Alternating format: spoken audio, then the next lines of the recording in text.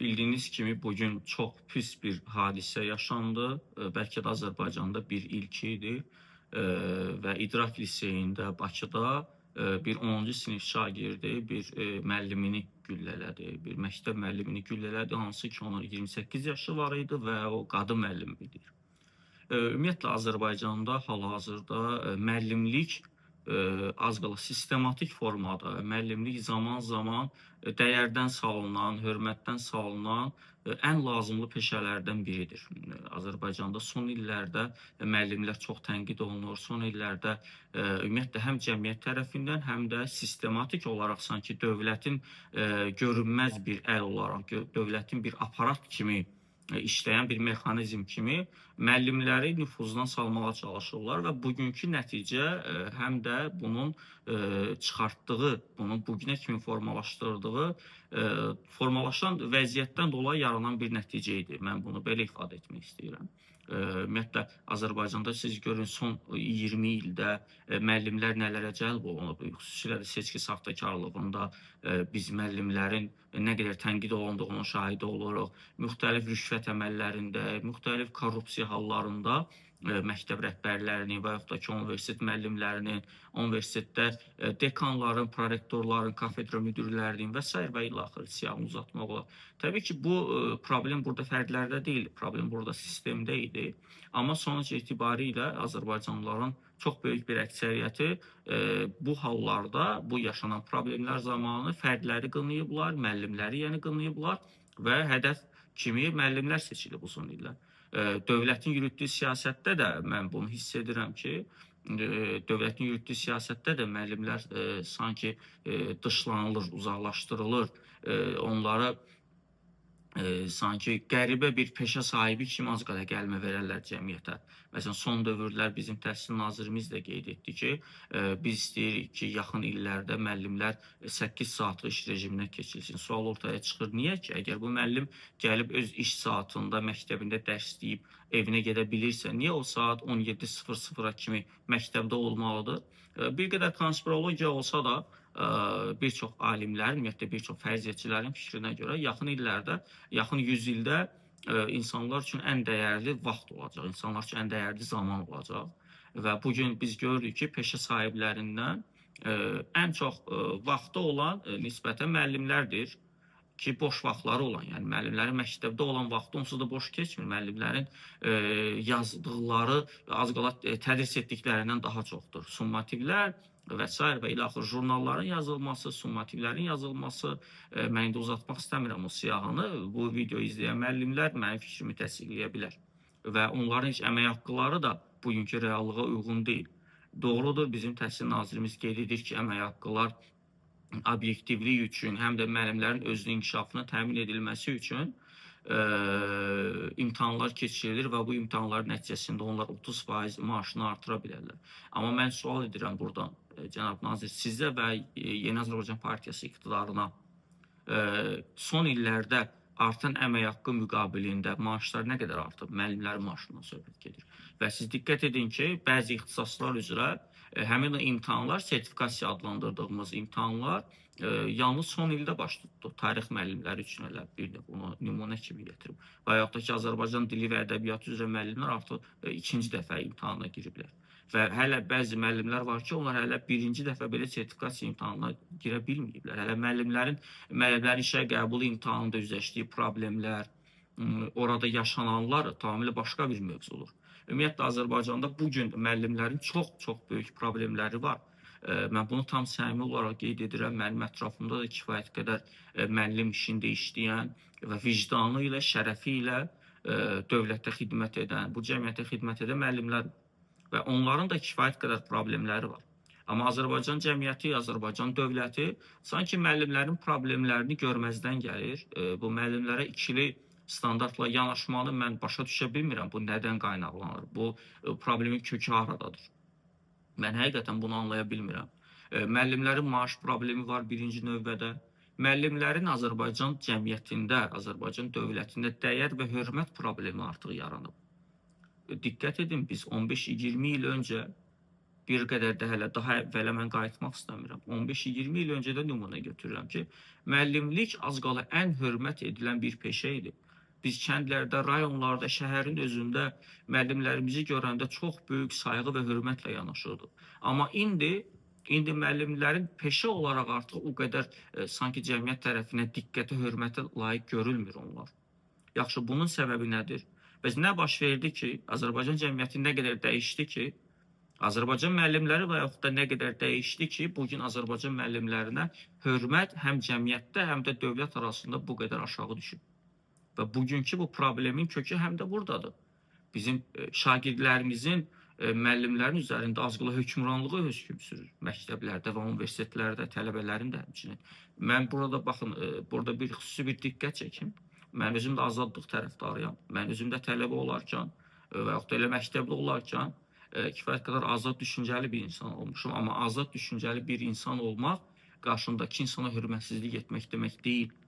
Bugün bizim gəncliyimiz, mən bunu pafosla demirəm, bizim gəncliyimiz az qala əldən gedir.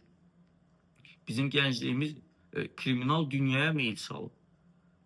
Bizim gəncliyimiz siyasətə meyil salsa, bunu mən problem görmərəm. Deyərəm ki, insanlar bəli, kimsə solçudur, kimsə sağçıdır, kimsə liberaldır. Bu insanların bəlli bir düşüncəsi var, bəlli bir ideologiyası var. Kimsə həqiqətən də İlham Əliyev hakimiyyətini sevir. Kimsə həqiqətən Yeni Azərbaycan Partiyasını sevir. Kimsə ona müxalifdir, bu düşüncədir. Amma dırnaq arası Varavskoy aləm, dırnaq arası həbsxanaya meyillilik, dırnaq arası mafyaya meyillilik artıq bizim gəncliyimiz, bizim artıq alfa nəsli adlandırdığımız nəsil bu çox problemli görünür. Bunun günahı kimdədir? Azərbaycan televiziyalarında bunun günahı kimdədir? Sistematik olaraq müəllimin səlahiyyətlərini onun əlindən alan Azərbaycan dövlətində. Bunun problemi kimdədir? Bəli, həm də biz valideynlərdə, bizim valideynlərimizdə, bizim gənc valideynlərimizdə onlar öz övladlarla diqqətlə yanaşmırlar. Onlar, insan bir övladını məktəbə göndərəndə, elə bugünkü hadisə, uşaq məktəbə silah aparır. İndi mən qınamaq istəmirəm, bu hər kəsin başına gələ bilər və yaxud da ki, indi biz tam hadisəni, tam təfərrüatı ilə bilmirik. Fərqi yoxdur, orada nə baş verirsə versin, bir uşağı müəllimi güllə eləməsi bu artıq son həddir. Buna heç bir şeylə haqq qazandırmaq olmaz, mənim niyyətim təbii ki, o deyil. Amma biz indi ümumiyyətlə hadisənin özünü bilmirik, necə baş verib. Bunu hüquq mühafizə orqanları araşdırıb bizə çıxarmalıdır və ümid edirəm ki, müəllimin də sağlamlığında tezliklə şəfalar olsun ona və yenidən öz əmək fəaliyyətinə geri dönsün, yenidən şagirdlərinə maarifləndirsin və onun həyatı üçün xüsusilə də əsas olur, gənc qadındır. Onun həyatı üçün heç bir təhlükə ümid edirəm ki, olmaz. Amma bu problemlərin artıq biz həllinə başlamalıyıq. Birinci növbədə televiziyalarımız, Azərbaycan televiziyaları özünə çəki düzən verməlidir. Televiziyalar hər evdə var. Təbii ki, telefon da hər kəsin əlində var. Yəni biz burada sosial şəbəkələrə də bunu deyə bilərik. Amma bizim televiziyalarımızda mədəni verilişlərə yer ayrılmalıdır. Və işin digər bir tərəfi də var. Biz müharibədən çıxan bir cəmiyyəti və müharibədən çıxan cəmiyyətin kriminologiyaya meyillənməsi bu bir qədər anlaşılandır. Bəli, mən bunu işin bu tərəfini anlayıram. Ona görə də çox qınaya bilmirəm indiki durumu. Amma ilk növbədə Təhsil Nazirliyi artıq bu işdən artıq bu iş onlar üçün bir həyəcan siqnalı olmalıdır. Və mən düşünürəm ki, bugün o müəllimə atılan güllə təkcə həmin o gənc qadına dəymədi. Bu bütün Azərbaycan cəmiyyətinə dəymiş bir güllə oldu. Bu bütün Azərbaycan müəllimlərinə tuşlanmış bir silahdan çıxan bir güllə oldu. Və artıq müəllimlərə hörmət etmək, müəllimlərin nüfuzunu cəmiyyətdə əvvəlki kimi yüksəltmək məqamı gəlib çatıb deyə mən düşünürəm. Uzaq tutun müəllimləri seçkilərdən.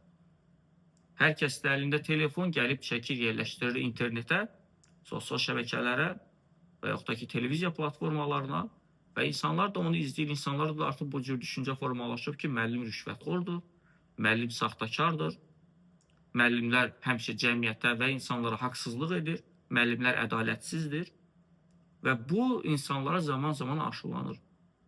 Amma bu bir fakt olub. Həmin o seçkilərdə çəkilənlər olsun və yaxud da ki, hansısa bir bağçada, məktəbdə rüşvət halları. Amma mən deyirəm ki, bu rüşvəti, bu seçki saxtakarlığını biz dövlət olaraq artıq son qoyaq. Çünki bu bir qrup şəxsin marağına xidmət etsə də, bu bütöv bir cəmiyyətin parçalanması da gətirib çıxarır. Bu bütöv bir cəmiyyətin korlanması da gətirib çıxarır. Və əgər bir cəmiyyətdə müəllimə dəyər olmazsa, müəllimə inam olmazsa, bir cəmiyyətdə həkimə inam olmazsa, əgər bir cəmiyyətdə vəkilə inam olmazsa, bir cəmiyyətdə onun hüquq mühafizə orqanlarına inam olmayacaqsa, o dövlət yaşaya bilməz. Bəli, o dövlət yaşaya bilməz. Əgər mən bir gənc kimi bu ölkənin səhiyyəsinə inanmıramsa, əgər mən bir gənc kimi məktəbdə, universitetdə rüşvət görürəmsə, əgər mən bir gənc kimi haqsız yerə həbs olunan insanları görüb də rüşvətxorları, korrupsionerləri, hətta dövlət çevrilişini cəhd edən insanları belə azadlıqda görürəmsə, və təbii ki, artıq mənim bu dövlətə inanmam azalır. Və təbii ki, artıq və mənim kimi düşünə bilməyənlər və yaxud da ki, nisbətən mütaliə etməyən gənclər olsun və yaxud da yeniyetmə gənclər olsun, onlar artıq tamamilə başqa-başqa yollara düşə bilərlər. Və onlar tamamilə başqa cür addımlar ata bilərlər. Və sonucu da gəlib olur bugünkü olaylar. Ona görə də artıq biz düşünməliyik cəmiyyət olaraq. Bunun günahı hər birimizin üzərində. Bunun məsuliyyəti bizim hər birimizin üzərində düşür. Çünki o gənc də 10-cu sinif şagirdi idi, 16 yaşı var. Bilmək olmaz, bəlkə də o uşağın böyük bir gələcəyi var idi. İndi o ən yaxşı halda həbsxanada bəlkə də bir 5-10 il arası vaxt keçirməlidir. Onun azadlığı da əlindən alınacaq, onun təhsilinə də məhrumiyyətlər gəlir artıq və onun düşüncəsinə də müəyyən dəyişikliklər olacaq. Buna görə biz növbəti dəfə belə halların yaşamaması üçün müəllimlərə diqqət ayrılmalıdır. Artıq müəllimlərin məktəblərdə ən azından heç olmasa məktəblərdə əvvəlki nüfuzu onlara verilməlidir. Hər xırda problemdə müəllim günahkar çıxarılmamalıdır. Müəllimlər çox yüklənilməməlidir. Müəllimlərin əmək haqları artırmalıdır. Və müəllimləri də yenidən 8 saatlıq iş rejiminə, onları boş vaxtlarını olan əlindən almaqda çalışmağa ehtiyac yoxdur. Bir qədər daha sərbəstlik verə bu cəmiyyətə. Hamını sıxmaqla, hamını sıxma boğmaya salmaqla biz cəmiyyətimizi heç də işıqlı gələcəyə doğru aparmırıq. Artıq bunu Azərbaycan iqtidarı başa düşməlidir. Və ölkədə nə baş verirsə bu siyasidir. Bu bir mənalı olaraq belədir. Əgər bir ölkədə hüquq və ədalət yoxdursa, Azərbaycanda qanunlar var. Mən yanlış anlamıyorum. Azərbaycanda qanunlar var. Azərbaycan elə qanun dövlətidir bir növ. Amma qanun və hüquq tamamilə ayrı anlayışlardır. Və ədalət tamamilə başqa bir anlayışdır. Ona görə də Azərbaycanda əgər ədalət yoxdursa, bu çox böyük bir problemdir və mənə görə yoxdur. Biz həm cəmiyyət olaraq ədalətli olmalıyıq, həm siyasi ədaləti bərqərar etməliyik, həm də dövlət özü öz vətəndaşlarına ədalətli artıq olmağa başlamalıdır.